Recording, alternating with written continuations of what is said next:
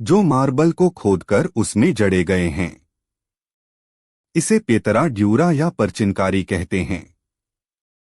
शाहजहां ने दुनिया भर के मुल्कों में अपने दूत भेजे ताकि नायाब हीरे जवाहरात लाए जा सकें। नीला पत्थर अफगानिस्तान से आया, फिरोजा तिब्बत से, जास्पर पंजाब से, जेड और क्रिस्टल चीन से, कर्नेलियन अरब से और नीलम श्रीलंका से मंगाया गया। कुल मिलाकर 28 प्रकार के बेशकीमती पत्थर ताजमहल की दीवारों में जड़े गए। उस वक्त ताजमहल सिर्फ एक मकबरा नहीं बल्कि दुनिया का सबसे बड़ा खजाना बन गया था। अंग्रेज जब भारत आए तो उन्होंने इनमें से कई कीमती पत्थर दीवारों से खोदकर निकाल लिए, लेकिन जो बच गया वो आज भी हमारी आंखों को चकाचौंध करने के लिए काफी है।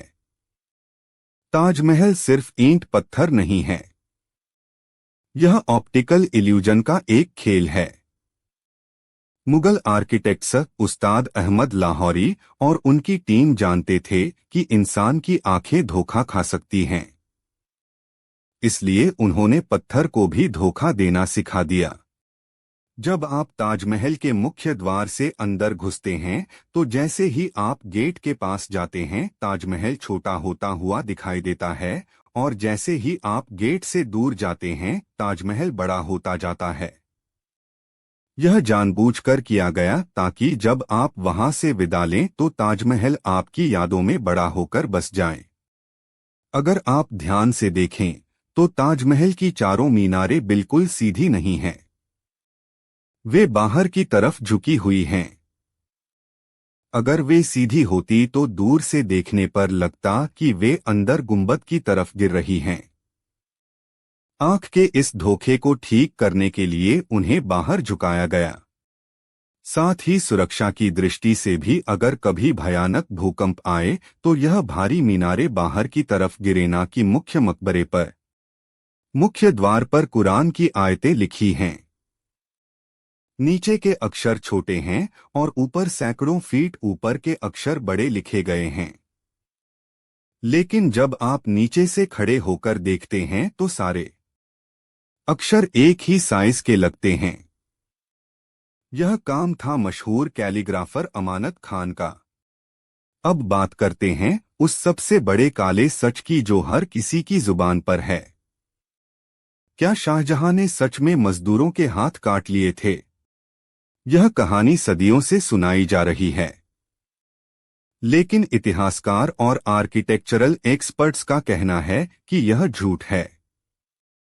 किसी भी समकालीन मुगल हिस्ट्री की किताब में या किसी विदेशी यात्री के नोट में हाथ काटने का जिक्र नहीं है, बल्कि सबूत इसके विपरीत हैं।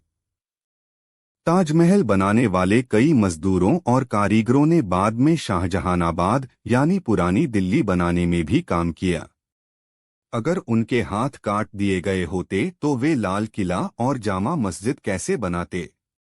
दरअसल यह मुहावरा था कि शाहजहां ने कारीगरों के हाथ बांध दिए, जिसका मतलब था कि उनसे एक कॉन्ट्रैक्ट साइन करवाया गया कि वह ऐसी कोई दूसरी इमारत किसी और राजा के लिए नहीं बनाएंगे। बदले में उन्हें पूरी जिंदगी पेंशन दी गई। वक्त के साथ हाथ बांधना मुहावरा हाथ काटना कहानी बन गया। इन 20,000 मजदूरों के रहने के लिए मकबरे के पास ही एक पूरी बस्ती बसाई गई थी, जिसे आज हम ताजगंज के नाम से जानते हैं। साल 1648 आते आते मुख्य मकबरा बनकर तैयार हो गया था। यह सफेद संगमरमर का पहाड़ अब यमुना किनारे खड़ा था, सूरज की रोशनी में चमकता हुआ, लेकिन अभी काम खत्म नहीं हुआ था। अभी इसके बगीचे, मस्जिद और मेहमान खाना बनना बाकी था। शाहजहां अब बूढ़ा हो रहा था, खजाना खाली हो रहा था और सबसे बुरी बात उसके बेटों के बीच तख्त के लिए नफरत की आग सुलगने लगी थी। साल 1657 ताजमहल का मुख्य परिसर मस्जिद और मेहमान खाना बनकर तैयार हो चुके थे। 22 साल की मेहनत के बाद मुमताज का वादा पूरा हो चुका था, लेकिन आगरा की हवाओं में एक अफवाह तैर रही थी। एक ऐसी अफवाह जो आज भी इतिहासकारों के लिए पहेली बनी हुई है। काला ताजमहल। यूरोपीय यात्री जीन बैप्टिस्ट तेवर्नियर, जो उस वक्त आगरा में थे, उन्होंने अपनी डायरी में लिखा कि शाहजहां अपनी खुद की कब्र के लिए यमुना नदी के दूसरे किनारे पर एक और ताजमहल बनवाना चाहते हैं। हूबहू वैसा ही, लेकिन काले संगमरमर से, और इन दोनों इमारतों को यमुना के ऊपर एक चांदी के पुल से जोड़ा जाना था। सदियों तक लोग इसे सच मानते रहे, लेकिन 1990 के दशक में जब पुरातत्व विभाग यानी एसआई ने मेहताब बाग में खुदाई की तो उन्हें वहां काले पत्थर मिले। एक पल के लिए लगा कि कहानी सच है, लेकिन जब उन पत्थरों को लैब में टेस्ट किया गया तो पता चला कि वह काले पत्थर नहीं थे, बल्कि सफेद मार्बल है जो सदियों से जमीन में दबे रहने की वजह से काले पड़ गए थे। आज ज्यादातर इतिहासकार मानते हैं कि काला ताजमहल शायद कभी बनने वाला नहीं था। मेहताब बाग को शाहजहां ने इसलिए बनवाया था ताकि वहां के मूनलाइट पूल के पानी में रात के वक्त सफेद ताजमहल की काली परछाई दिखाई दे। यानी शाहजहां ने बिना एक पत्थर रखे ही एक काला ताज पानी में बना दिया था। यह उनकी कलात्मक सोच का शिखर था। सितंबर 1657 शाहजहां 65 साल के हो चुके थे। अचानक उनकी तबीयत बिगड़ी। उन्हें पेशाब में रुकावट की गंभीर बीमारी हो गई। हकीमों ने हाथ खड़े कर दिए। पूरे हिंदुस्तान में अफवाह फैल गई कि बादशाह मर चुके हैं। यही वो चिंगारी थी जिसने मुगल सल्तनत को जलाकर राख कर दिया। शाहजहां के 4 बेटे थे, दारा शिकोह, शाह शुजा, मुराद और औरंगजेब। शाहजहां चाहते थे कि उनका सबसे बड़ा बेटा दारा शिकोह अगला बादशाह बने, लेकिन औरंगजेब को यह मंजूर नहीं था। दक्कन से औरंगजेब अपनी विशाल सेना लेकर आगरा की तरफ बढ़ा। इतिहास की सबसे खूनी उत्तराधिकार की लड़ाई शुरू हो चुकी थी। मई 1658 में सामूगढ़ की लड़ाई हुई। यह लड़ाई ताजमहल से सिर्फ 10 मील दूर लड़ी गई। औरंगजेब की चालाक रणनीतियों के सामने दारा शिकोह की फौज टिक नहीं पाई। दारा को भागना पड़ा। औरंगजेब जीत चुका था। वह आगरा पहुंचा और उसने आगरा के किले को घेर लिया, जहां उसका बीमार बाप शाहजहां मौजूद था। औरंगजेब ने किले पर हमला नहीं किया, बल्कि उसने क्रूर चाल चली। उसने किले में जाने वाली यमुना नदी की पानी की सप्लाई काट दी। जून की भीषण गर्मी में किले के अंदर पानी की बूंद बूंद के लिए लोग तरसने लगे। दुनिया का बादशाह शाहजहां, जिसने लोगों के लिए नहरें बनवाई थी, अब प्यास से तड़प रहा था। उसने औरंगजेब को एक भावुक खत लिखा। ए बेटे, तुम तो हिंदुओं के भगवान से भी गए गुजरे निकले। वह तो अपने मरे हुए पूर्वजों को भी पानी यानी तर्पण पिलाते हैं, और तुम अपने जिंदा बाप को पानी के लिए तड़पा रहे हो। लेकिन औरंगजेब का दिल पत्थर का था। उसे पानी नहीं मिला। मजबूर होकर 3 दिन बाद शाहजहां ने किले के दरवाजे खोल दिए और आत्मसमर्पण कर दिया। औरंगजेब ने अपने पिता को मारा नहीं, लेकिन उन्हें ऐसी सजा दी जो मौत से बदतर थी। शाहजहां को आगरा किले के मुसम्मन में हमेशा के लिए कैद कर दिया गया। यह वही आलीशान था जिसे शाहजहां ने कभी अपने आराम के लिए बनवाया था, लेकिन अब यह उसकी जेल थी। पाबंदियां बहुत सख्त थी। शाहजहां को उस बुर्ज से बाहर निकलने की इजाजत नहीं थी। सिर्फ कुछ गिने चुने नौकर और उनकी सबसे बड़ी बेटी जहां आरा को उनकी सेवा के लिए साथ रहने दिया गया। जहां आरा ने अपनी पूरी जिंदगी अपने बूढ़े बाप की सेवा में कुर्बान कर दी। लेखक और इतिहासकार उनसे मिलने नहीं आ सकते थे। 8 साल, पूरे 8 साल शाहजहां उसमें कैद रहे, लेकिन उस कैद में भी शाहजहां के पास एक सहारा था। मुसम्मन बुर्ज की खिड़की का रुख सीधा ताजमहल की तरफ था। कहा जाता है कि जब शाहजहां बहुत कमजोर हो गए और बिस्तर से उठकर खिड़की तक भी नहीं जा सकते थे, तो जहां आरा ने उनके बिस्तर के सामने दीवार पर एक खास आईना या हीरा लगवाया था। इस आईने में लेटकर भी शाहजहां को ताजमहल की परछाई दिखाई देती थी। वह घंटों बस उस सफेद इमारत को घूरते रहते थे जहां उनकी महबूबा सो रही थी। आज हम जिस ताजमहल को देखते हैं वह अपनी असली खूबसूरती का शायद सिर्फ 70% ही है। जिस दौर में शाहजहां कैद थे और बाद में औरंगजेब का राज आया और उसके बाद जब मुगल सल्तनत कमजोर हुई तो ताजमहल को कई बार लूटा गया। शाहजहां के दौर का ताजमहल आज से बहुत अलग था। मुख्य गुंबद के सबसे ऊपर आज जो पीतल का कलश है वह असल में 46 फीट ऊंचा खालिस सोने का बना हुआ था। कहा जाता है कि 18वीं सदी में इसे पिघला दिया गया और तांबे पीतल से बदल दिया गया। मुमताज की कब्र पर शाहजहां ने मोतियों और हीरों से जड़ी एक चादर चढ़ाई थी जिसकी कीमत उस वक्त भी लाखों में थी। यह चादर अमीर हमजा के हमले में गायब हो गई। ताजमहल के मुख्य द्वार पर ठोस चांदी के विशाल दरवाजे लगे थे जिन पर सोने की कीलें थी।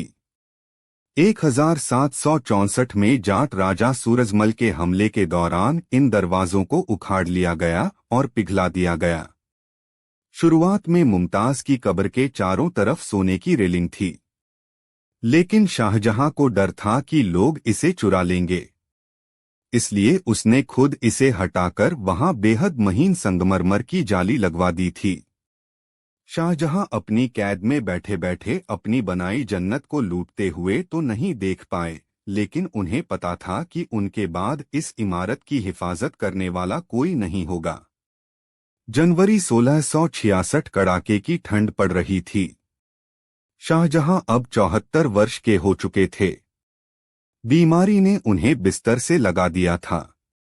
उनका शरीर कंकाल जैसा हो गया था। 21 जनवरी की रात शाहजहां की सांसें उखड़ने लगी। उनके पास उनकी बेटी जहां आरा और कुछ हकीम मौजूद थे। बादशाह ने अपनी बेटी को इशारे से कहा कि उनके सिर को थोड़ा ऊपर उठा दे। उनकी धुंधली आंखें खिड़की के उस पार देख रही थी। चांदनी रात में यमुना के उस पार ताजमहल चमक रहा था, बिल्कुल वैसे ही जैसे 35 साल पहले मुमताज का चेहरा चमकता था। क्या शाहजहां को अपनी मौत का गम था? शायद नहीं, क्योंकि मौत ही वह जरिया थी जो उन्हें वापस मुमताज से मिला सकती थी। 22 जनवरी 1666 की सुबह आगरा किले के मुसम्मन बुर्ज में सन्नाटा था। दुनिया का सबसे अमीर और ताकतवर बादशाह शाहजहां अब नहीं रहा था। लेकिन इतिहास की विडंबना देखिए। जिस शख्स ने अपनी पत्नी के लिए दुनिया का सबसे आलीशान मकबरा बनवाया, उसके खुद के जनाजे के लिए राजकीय सम्मान भी नसीब नहीं हुआ। औरंगजेब जो अब बादशाह था, उसने अपने पिता के अंतिम संस्कार के लिए कोई बड़ा जुलूस निकालने से मना कर दिया। उसका तर्क था कि यह इस्लाम के खिलाफ है और फिजूल खर्ची है। शाहजहां का पार्थिव शरीर चंदन के ताबूत में रखा गया।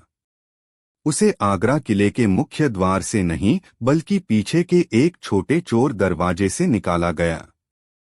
जनाजे के साथ कोई बड़ी फौज या जनता नहीं थी। सिर्फ कुछ गिने चुने लोग, कुछ नौकर और इस्लामिक विद्वान मौजूद थे। नाव के जरिए खामोशी से यमुना नदी पार करके ताबूत को ताजमहल के पीछे लाया गया। एक अजीब फैसला, ताजमहल के अंदर सिर्फ एक कब्र की जगह थी, बीचों बीच मुमताज महल की। शाहजहां ने कभी नहीं सोचा था कि उन्हें भी वहीं दफनाया जाएगा। औरंगजेब ने तय किया कि अलग मकबरा बनाकर पैसा बर्बाद करने की जरूरत नहीं है। उसने आदेश दिया कि मुमताज की कब्र के बगल में ही शाहजहां को दफना दिया जाए।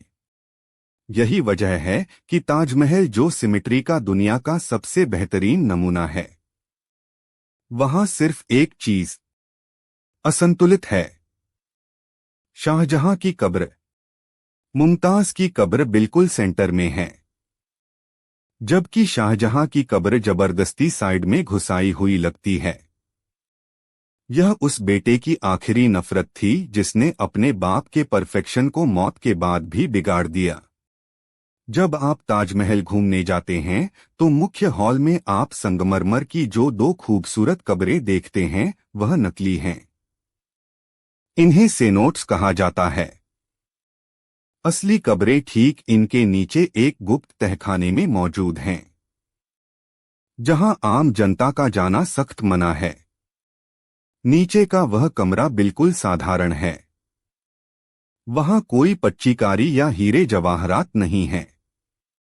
वहां सिर्फ सफेद चूने की पुताई है और जमीन पर दो साधारण कब्रें हैं। इस्लामिक परंपरा के अनुसार मरने के बाद हर इंसान बराबर होता है, चाहे वह बादशाह हो या फकीर। इसलिए असली कब्रों को सजाया नहीं गया है। वहां का माहौल बेहद रूहानी और डरावना भी है। सन्नाटा इतना गहरा है कि आप अपनी धड़कन सुन सकते हैं। इस कमरे का मुंह दक्षिण की तरफ है, लेकिन इसे ईंटों से हमेशा के लिए बंद कर दिया गया है। साल में सिर्फ 3 दिन इसे खोला जाता है और तब भी सिर्फ कुछ चुनिंदा लोग ही नीचे जा सकते हैं। अब बात करते हैं उस रहस्य की जिसने पिछले कुछ सालों में इंटरनेट पर तूफान मचा रखा है। ताजमहल के तहखाने में बंद 22 कमरे। ताजमहल का जो चबूतरा है उसके नीचे यमुना नदी की तरफ एक लंबा गलियारा है जिसमें 22 कमरे हैं। इनके दरवाजों पर ताले लटके हुए हैं और इन्हें लोहे की जालियों से बंद किया गया है। कुछ लोगों का मानना है कि इन कमरों में हिंदू देवी देवताओं की मूर्तियां हैं या कोई पुराना शिव मंदिर है जिसे शाहजहां ने छुपा दिया था। पुरातत्व विभाग यानी एसआई और स्ट्रक्चरल इंजीनियर्स का कुछ और ही कहना है। ताजमहल बहुत भारी इमारत है। इसे सीधे जमीन पर खड़ा करने के बजाय मेहराबों पर खड़ा किया गया है ताकि वजन बराबर बंट जाए। यह कमरे उसी आर्च सिस्टम का हिस्सा है। दूसरा और सबसे बड़ा कारण है मार्बल कैंसर। यह कमरे मार्बल से बने हैं। अगर इन कमरों को खोल दिया जाए और टूरिस्ट्स वहां जाने लगे तो इंसानी सांसों से निकलने वाली कार्बन डाइऑक्साइड वहां जमा हो जाएगी, जो नमी के साथ मिलकर केमिकल रिएक्शन करेगी जो मार्बल को पाउडर बनाकर झड़ने पर मजबूर कर देगा। यही वजह है कि इन कमरों को हवा और इंसानों से दूर रखने के लिए सील किया गया है। हाल ही में एसआई ने इन कमरों की कुछ तस्वीरें जारी की थी जिनमें सिर्फ खाली दीवारें और मरम्मत का काम दिखाई दे रहा था। कोई खजाना या मूर्ति नहीं। 400 साल तक आंधियों और हमलों को झेलने वाला ताजमहल आज अपने सबसे बड़े दुश्मन से लड़ रहा है, प्रदूषण और कीड़े। यमुना नदी जो कभी ताजमहल की जीवन रेखा थी आज इतनी गंदी हो चुकी है कि उसमें ऑक्सीजन न के बराबर है। इस गंदे पानी में एक खास तरह का कीड़ा गोल्डी चिरोनोमस पनप रहा है। यह कीड़े लाखों की तादाद में उड़कर ताजमहल की ठंडी दीवारों पर बैठते हैं और वहां अपना हरा मल छोड़ते हैं। इससे सफेद संगमरमर धीरे धीरे हरा और पीला पड़ रहा है। ताजमहल को बचाने के लिए अब वही तरीका अपनाया जाता है जो महिलाएं अपने चेहरे के लिए करती हैं। मुल्तानी मिट्टी का लेप। एसआई की टीम समय समय पर ताजमहल की दीवारों पर मुल्तानी मिट्टी का लेप लगाती है। यह मिट्टी मार्बल के रोम पुदों से गंदगी सोख लेती है और जब इसे धोया जाता है तो ताज फिर से चमक उठता है। लेकिन सवाल यह है कि यह फेशियल आखिर कब तक इस बूढ़े होते अजूबे को जवान रखेगा। कहानी के अंत में हम फिर वहीं खड़े हैं, आगरा में ढलते सूरज के सामने। ताजमहल क्या है? कुछ के लिए यह सिर्फ एक टूरिस्ट स्पॉट है जहां अच्छी तस्वीरें आती हैं। कुछ के लिए यह शाहजहां की फिजूल खर्ची है जिसने मुगल खजाना खाली कर दिया, और कुछ के लिए यह विवादों का एक मुद्दा है। लेकिन अगर आप इतिहास के शोर को शांत करके देखें तो ताजमहल इंसान की अमर होने की चाह का सबूत है। शाहजहां जानते थे कि उनका शरीर मिट्टी में मिल जाएगा, मुमताज की खूबसूरती भी खाक हो जाएगी। लेकिन उन्हें अपनी मोहब्बत पर इतना गुरूर था कि उन्होंने उसे पत्थर में कैद कर दिया। गुरुदेव रवींद्रनाथ टैगोर ने ताजमहल के लिए कहा था, एक आंसू जो वक्त के गाल पर हमेशा के लिए थम गया है। 1607 के मीना बाजार से शुरू हुई एक नजरों की गुस्ताखी 1631 के बुरहानपुर के दर्दनाक मंजर से गुजरते हुए 1654 में संगमरमर का पहाड़ बनी और 1666 में एक कैदी की मौत पर खत्म हुई। ताजमहल सिर्फ शाहजहां और मुमताज का नहीं है, यह हर उस इंसान का है जो यह मानता है कि जज्बात मौत से भी ज्यादा ताकतवर होते हैं। 400 साल बाद भी जब पूर्णिमा की रात को चांद की रोशनी उस गुंबद पर गिरती है तो ऐसा लगता है जैसे शाहजहां आज भी अपनी खिड़की से मुमताज को देख रहे हैं। और यह कहानी अभी खत्म नहीं हुई।